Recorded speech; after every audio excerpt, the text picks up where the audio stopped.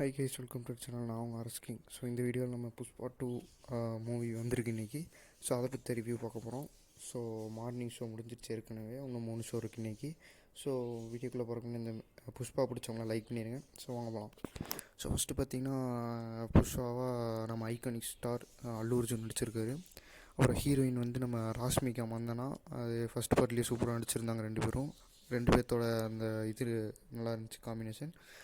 So அப்புறம் பார்த்திங்கன்னா ஃபகத் ஃபாசில் ஒரு வில்லன் நடிச்சிருக்காரு, நல்லா பண்ணியிருந்தார், கடைசியில் தான் வந்தார். ஸோ அவர் முக்கியமான ரோல் பண்ணுறாரு.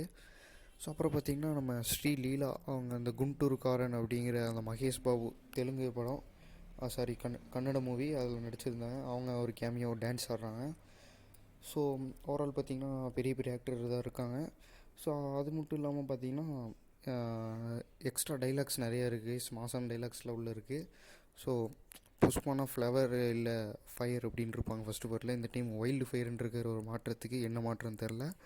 ஸோ அப்புறம் பார்த்திங்கன்னா புஷ்பானா நேஷ்னலில் இன்டர்நேஷ்னல் இருக்கார். ஸோ ஃபஸ்ட்டு பார்ட்டில் வந்து ஒரு 2 நாட்டுக்குள்ளே நடக்கும், 2 ஸ்டேட்டுக்குள்ளே. ஸோ இது வந்து கண்ட்ரிஸ்குள்ளே நடக்கிற மாதிரி இருக்குது, அவர் எல்லா இடத்துக்கு போகிற மாதிரி. ஸோ நல்லாயிருக்குன்னு எதிர்பார்க்கப்படுது. செகண்ட் ஹாஃப் தான் கொஞ்சம் மக்கேன்னு சொல்கிறாங்க.